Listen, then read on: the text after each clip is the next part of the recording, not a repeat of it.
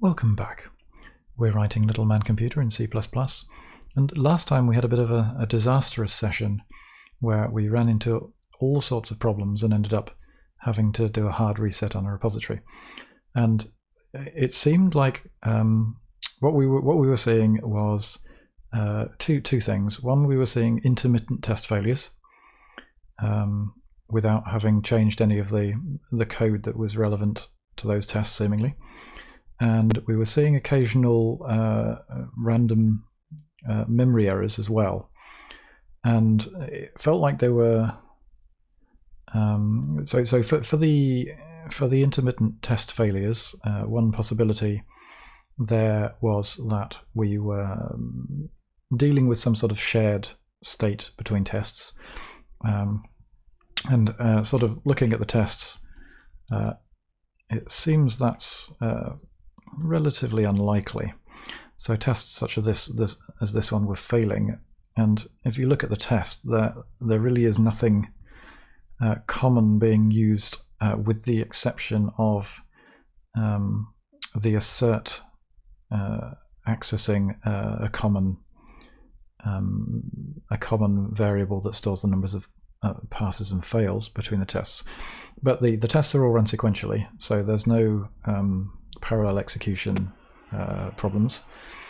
The other issue with the seemingly random memory errors kind of suggests that the two errors are possibly related to running out of stack, although the memory error itself was slightly obscure.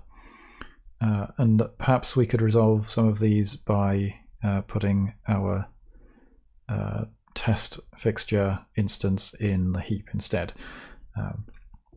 So what I'd like to do today is to try and resolve that issue. Firstly, by trying to recreate it, and then by exploring different ways of assuming it is a memory error of creating a test fixture instance somewhere else in memory that's got a bit more room, potentially. So to start, I think what I would kind of like to do is, at the end of this test run, to print the size of our this is not the right place to do it. At the end of this, to print the size of our test fixture type, which will give us an indication of whether we're going to be having any sort of memory problems with it at creation time. So let's, in fact, comment out this so nothing is really happening, and we'll just return nothing. And I want to do some sort of cout where we show the fixture size, which hopefully is something just as simple as this, to give us an indication of, is this really large, or is the issue liable to be a kind of a runtime problem, which I think is probably more likely. But at least we'll have a sort of place of knowledge where we start from. Now, it could well be that all of these, each individual test is, because each individual test is capturing the entire global state, and maybe it's not freeing it up before the test run. So the fixture size here is 80, which I'm assuming is in bytes, which isn't enormous. If I were to add another test here, just a blank one, to see if that changes the size, because 80 is a somewhat round number and potentially suspicious. If this goes up to 80 something, then that would be interesting. it could well be that we have not gone over the next boundary in the vector allocation, and so it's going to be at 80 until we have the next amount of too many tests. So that's doesn't appear to be the problem, which is not surprising because it doesn't look like a very big thing. So if we run the tests here, I'll leave in this. Let's write that. Let's run the tests and make sure all the tests pass before we get going. I've left in that one fresh one, and it was only about 4 or 5 more tests that we had to write till we started running into this intermittent failure. So everything's passed there. We have 72 tests. So what I'm going to do is I am going to duplicate this a number of times. So I've added 5 tests there, and I want to see if we can force ourselves into a position where things start either failing due to the memory error or due to things suddenly failing that had previously been passing. Now that these tests are doing absolutely nothing other than running. So adding 4 of these doesn't make any difference. What if I were to copy the content of this test and just run multiple copies of it? That will, didn't want to do that. That will kind of give us an indication if there's something going on there, and might start to narrow things down a bit. I'm slightly worried we're gonna not be able to force this this failure again after all of our tinkering last time. I don't think it was anything that we ended up with. Yeah, here we go. So we've managed to make this fail simply by adding a bunch of additional tests. And those additional tests are all doing this final test. So the next test to do, so I think that's the 5 we've got. The next thing to do is to try duplicating a different test. Let's try duplicating this test instead, which may give us a different... I really should have run that previous one twice, but that's just to make sure it's a deterministic failure. And actually, before I save that, I'm going to run that again. So now it's failing with this other test here. So let me write this and then run that test again.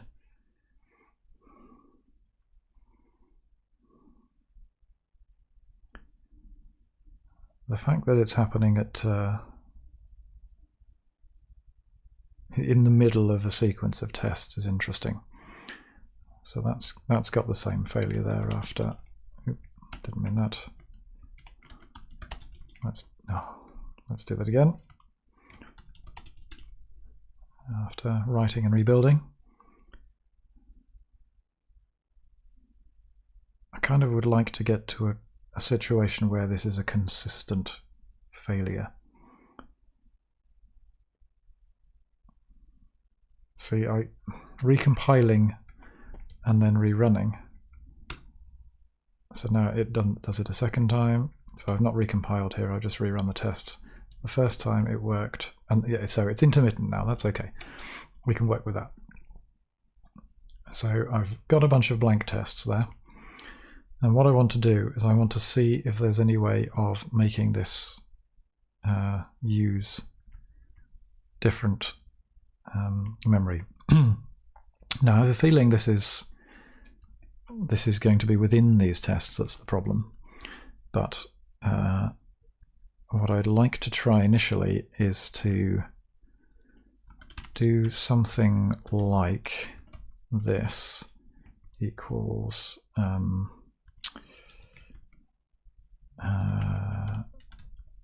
make unique, if I can spell, one of those, and see if that's the correct formulation. And that should, oh hello, what have I done?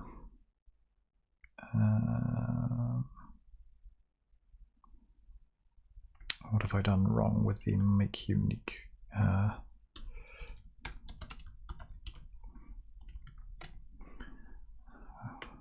Probably just done something slightly off. It's possible so that okay, yeah. So I need to do, is that the right way of doing it?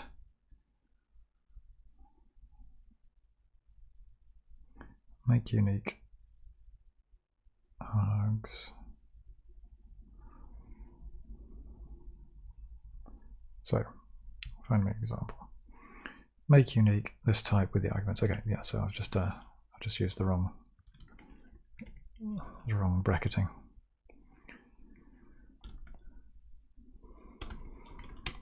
So hopefully that's the right thing. And of course, now this is a sort of pointery type. We need to change that to this. Hopefully that is sufficient.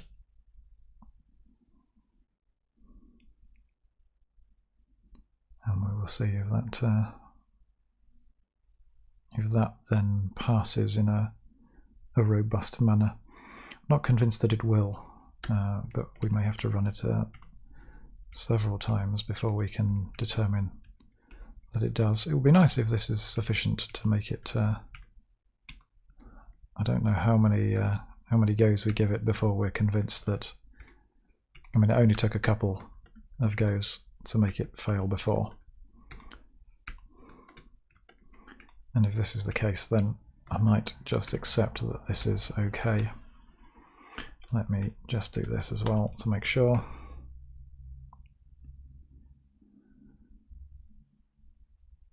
And I will add a note if we think this is going to work, just to say why we've stored it on the heap. It does seem a little weird though. It may be that this comes back as a problem.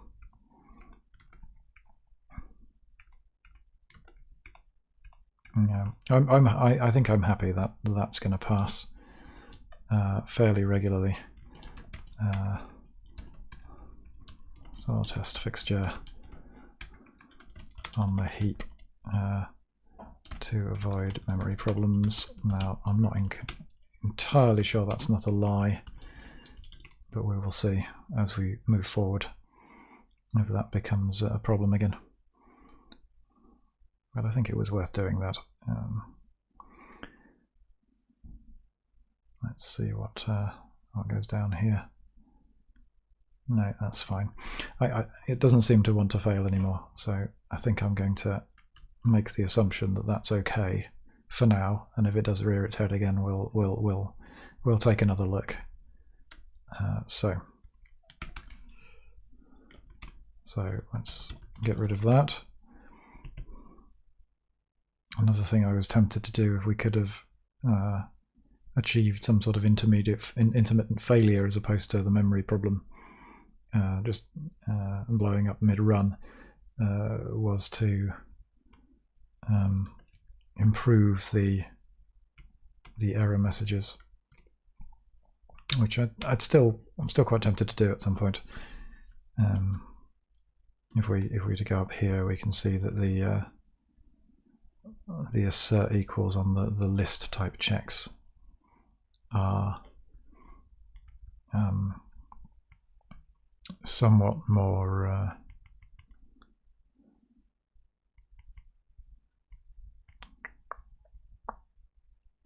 this is interesting, isn't it? No, okay.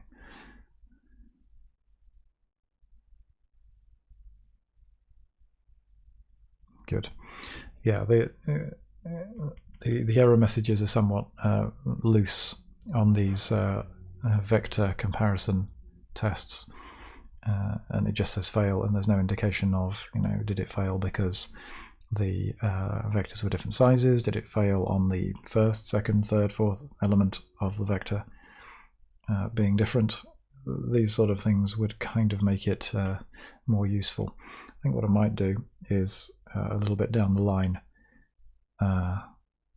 find a failing test and then write the and then upgrade this to be better.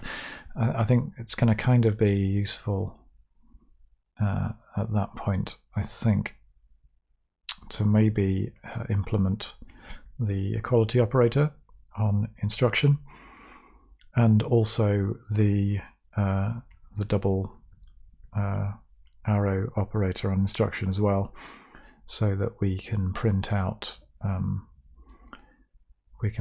the actual and expected values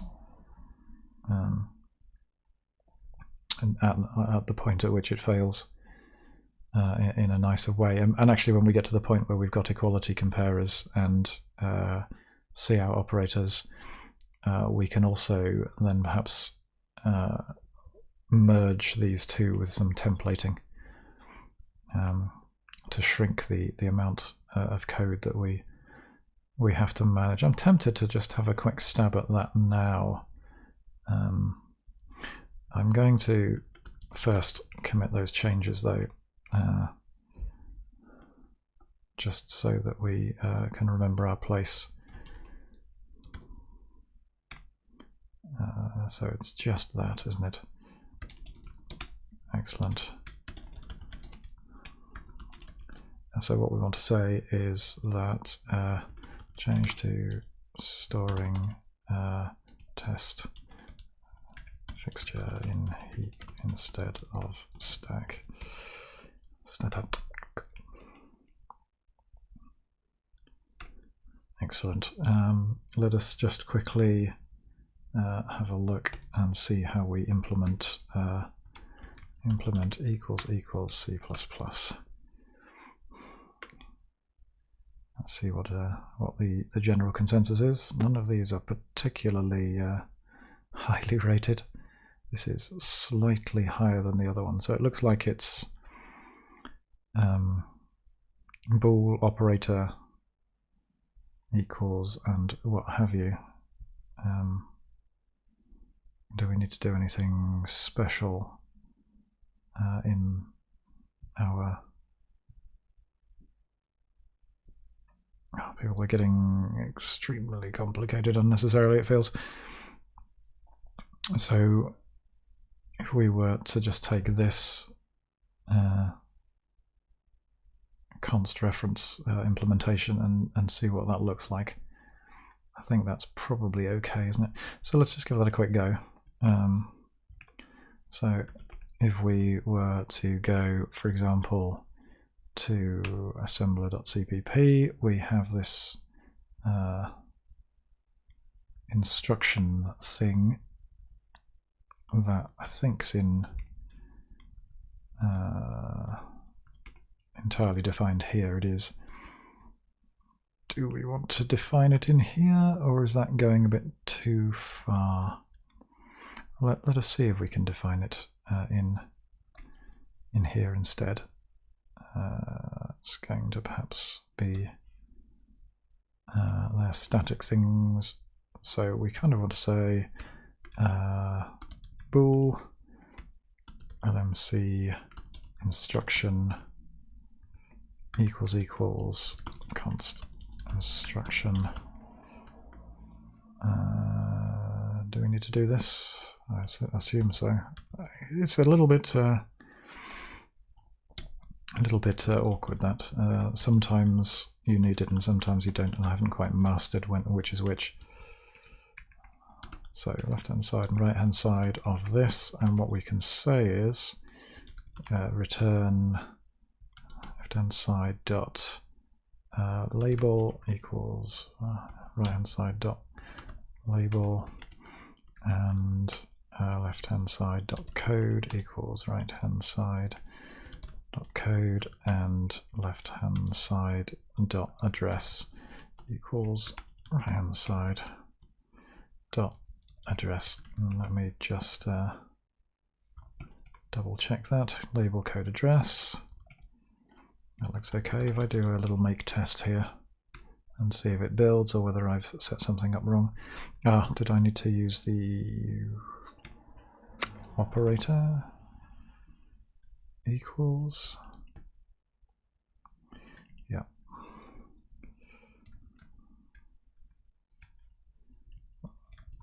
Now, where does that go? Does that go here? I don't know how operators work in namespaces and things. It might need to go at the front.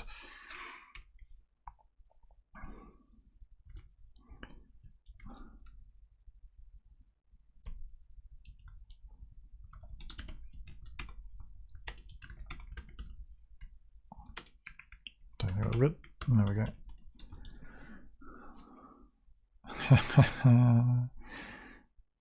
Maybe we don't need that at all. What does that mean? Maybe it's just sufficient to do that. That looks like it's more promising, doesn't it?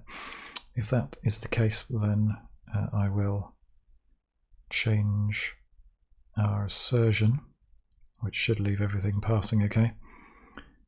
And we can do nice things there. Everything still passes, that's good. So if I go to here, I imagine equals actual, hopefully. That'll be kind of nice. Oh, invalid operands to binary expression.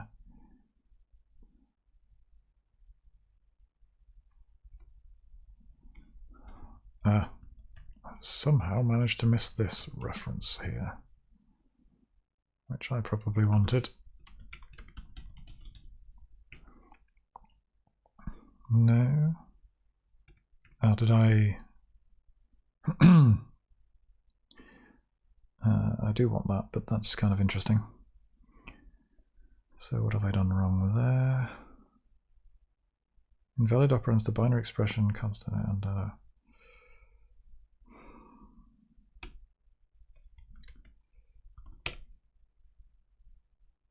const LMC instruction cost left hand side and right hand side. That's interesting, isn't it? Is it a visibility thing?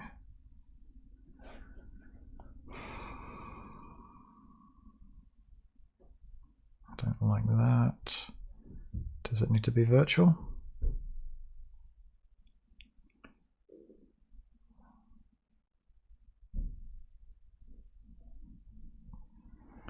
Interesting.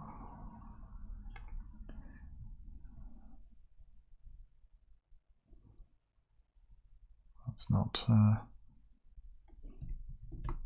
So what if I were to make this is we're starting to wander here. But what if I were to do that? I've not been very virtual can only appear in non-static member functions. How do I make that? Operator equals in C++.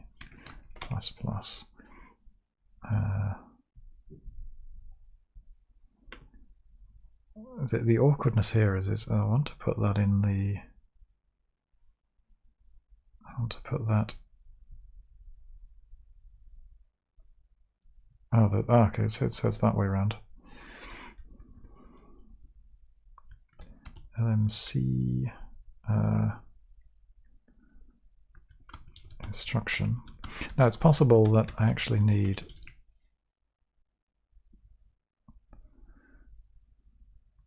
operator equals must be a binary instruction, has 3 parameters. Does it? So what's going on now?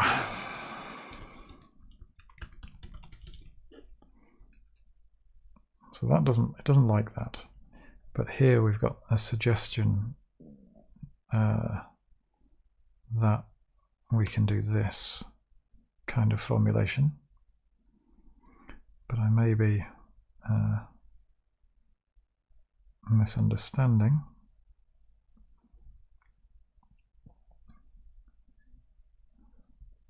Tempted, to put that I'm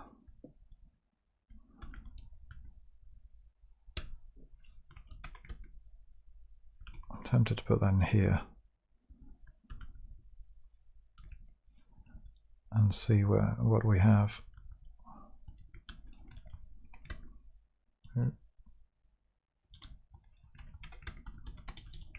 Does it work if I put it there?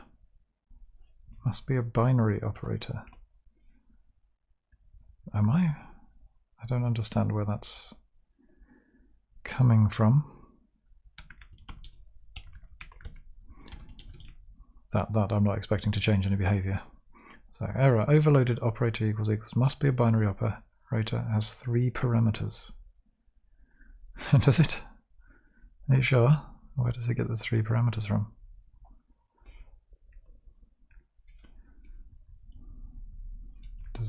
I can't imagine that's in any way relevant.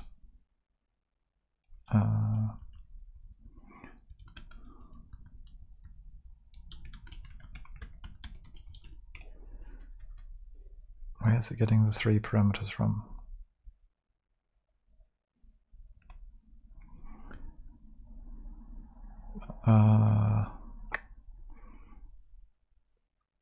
Maybe it does need to be a static thing, because it's not a instance method, and maybe it thinks that maybe it thinks that the first parameter is a kind of a this parameter. Can it be a static member function?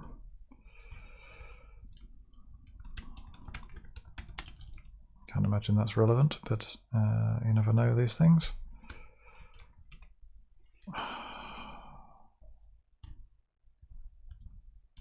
Had I already removed static there, or did I just append it?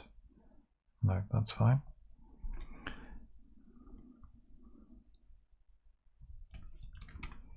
So, what are we doing wrong here? Inline bool, blah blah blah.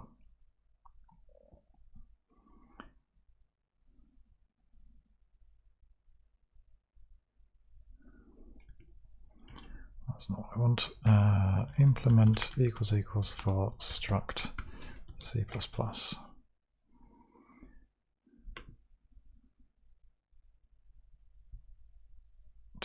Do we need the inline? Why is that only taking?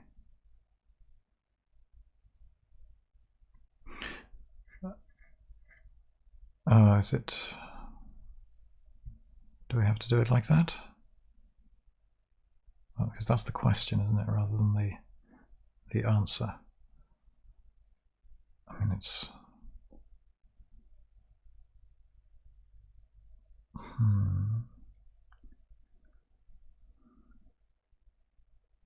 I guess maybe we have to do that, perhaps.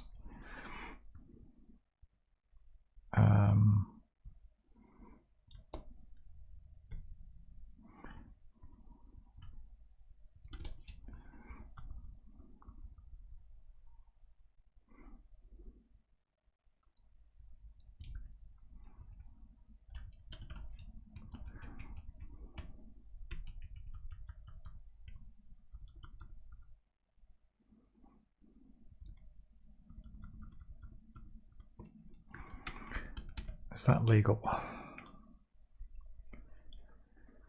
That's more suggestive of being legal. Oh, hello, what?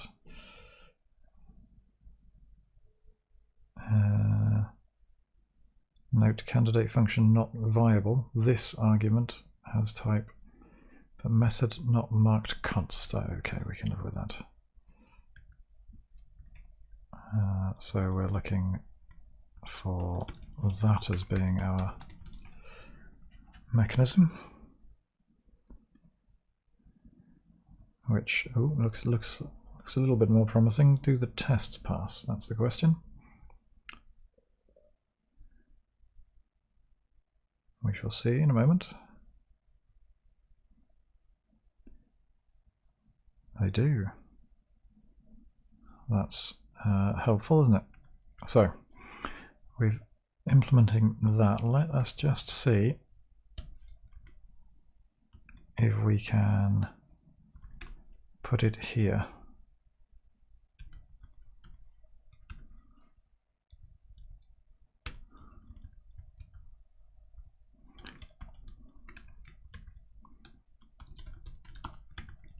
Don't know if that's quite the right formulation, but we'll see. No.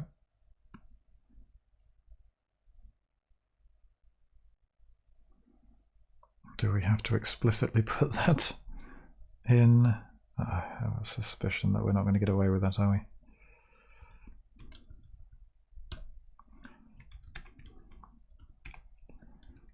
I think we're going to be lazy and live with that for now. And see if we're okay. Now we are going to need to implement not equals as well for the loop test, which should be a relatively trivial implementation of saying not equals equals. We will hopefully be able to do that. So we can do bool operator not equals const instruction reference other const, and then we should be able to just say return not this equals other. I think that's a legal formation. This is an okay thing. No, maybe not. Oh, okay. Is it as simple as that? I don't like that. But that might be the way you have to do it. We'll find out. That does appear to be a thing. Not sure I really like that, but maybe that's the right way of doing it. That's fine. We're not using it, of course. So if we were to go to our list test here,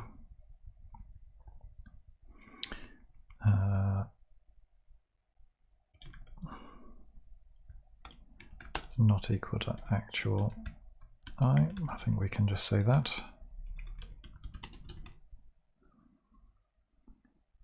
And that should hopefully get the job done there.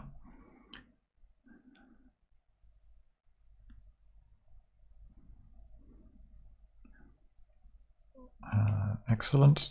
And then we can just say, I just wanted to do a quick comment in terms of in C++. I don't know if that's there's any suggestion of implementing not operator equals equals. Oh, we can do it like that. That's even easier. Let's do that then.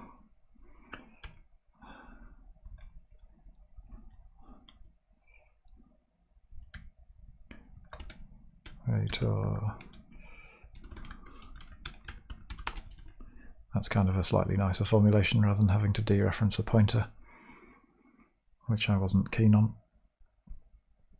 Not very modern C++, that. Going down to that level of detail.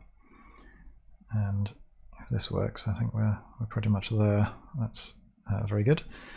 And shall we be bold and go a step further? Implement that. How does that look? So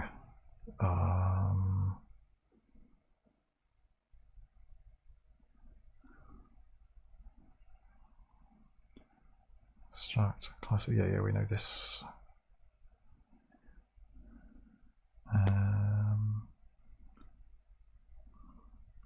Does that work?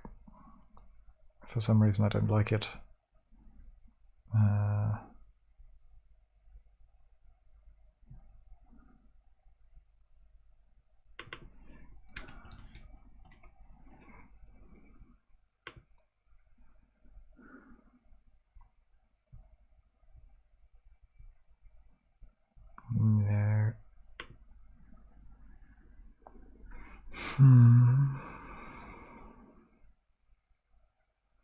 I think that this kind of thing is what we want to do. So let us just do that directly. So we're looking for this. I think we've included the relevant things in our header. like so. We want sure there is a reason for that mechanism, but I don't know what it is. Not quite what we're after. No, that doesn't look right.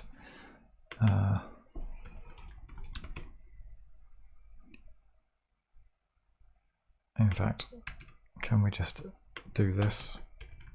We don't care about it being a struct because structs and classes are identical.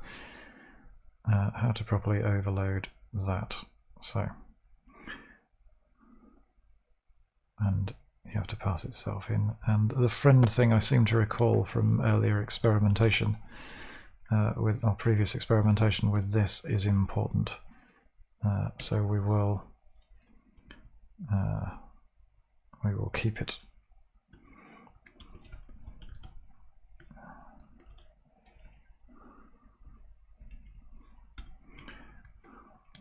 Slightly abbreviated.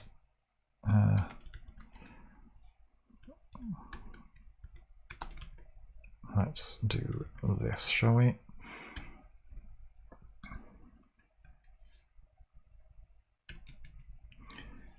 I dot label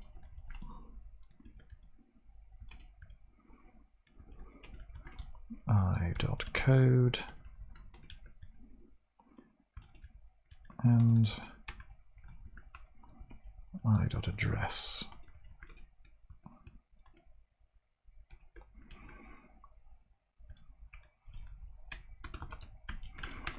Feels like that's okay unless I've typed anything erroneously. We shall see. Certainly likes the compiling. So let us see if we can do something clever with the templates here. So it feels like in our assert equal up here, we've got this actual and expected here. So what we kind of want to do is make this a template. I can't remember it. Templates. Template.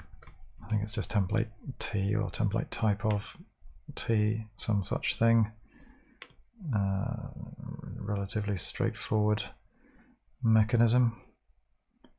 Let us see if this is genuinely at the top of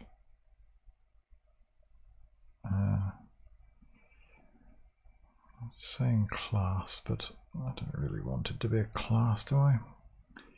Class or int. Can we not just say template T? Is that too simplistic? Template type name T, maybe we can do that instead. So can we work with that? We are going to do it this way. And then that's going to possibly shout at us because of this one. Now, how are we for our template? That would be really nice if that was a straightforward fix. And then we've got a dramatically simpler test set up. I failed to run the test there. The test also pass. Can we be even more ambitious than that and do the same here? Template type name T.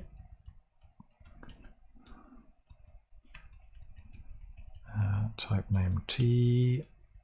And then lose this one as well. This would be rather nice, wouldn't it? Look how much shorter that is. How lucky are we about that being sufficiently identical in API between instruction and int to be able to do that. That would be really nice. And now because we've got the standard out mechanism, we can do something a little bit nicer later on if we feel the need. with the error messages on the vector tests. Lovely. I'm going to just double check that everything passes okay. We shall commit that. We've changed everything. Just have a quick look. That's basically implementing equality and stream output for instruction.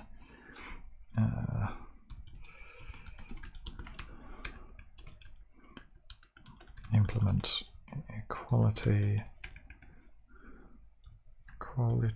and stream output operators for instruction.